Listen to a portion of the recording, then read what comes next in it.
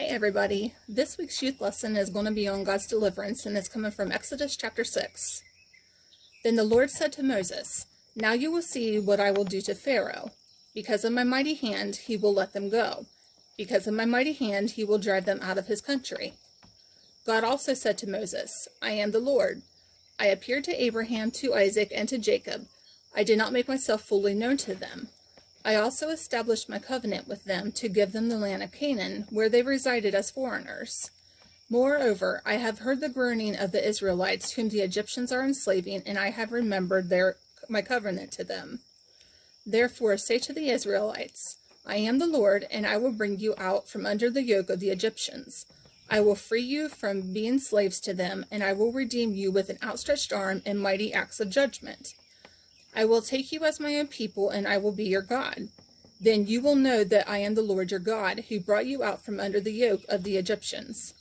And I will bring you to the land I swore with uplifted hand to give to Abraham, to Isaac, and to Jacob.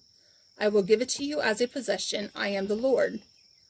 Moses reported this to the Israelites, but they did not listen to him because of their discouragement and harsh labor.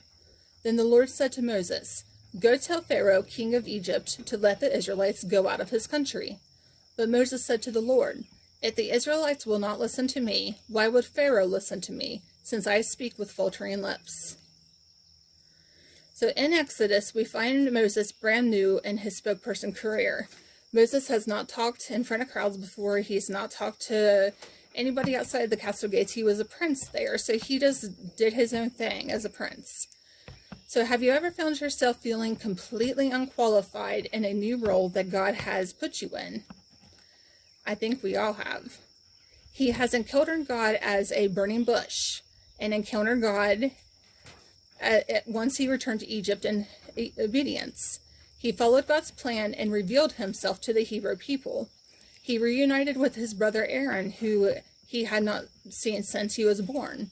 And then he had taken the bold walk up to the palace to confront Pharaoh about letting the Israelites go. What happened then? Things got even worse and even harder. Pharaoh not only refused to free them, but also took a very important brick-making ingredient away from them to make their job more difficult and to force them to work harder. Do you ever feel like you've been obedient in what the Lord is trying to tell you to do in your life, only to have things turn out harder?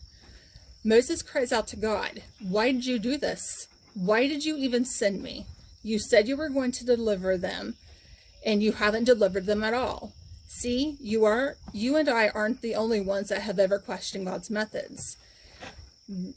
There is always going to be a time in life where we question whether we're going to take in the right path, whether we're doing what we're supposed to do with God.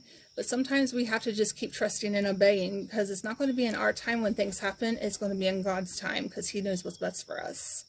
I hope you guys are all doing well, and I hope you have a great weekend. I hope to see you soon. Bye.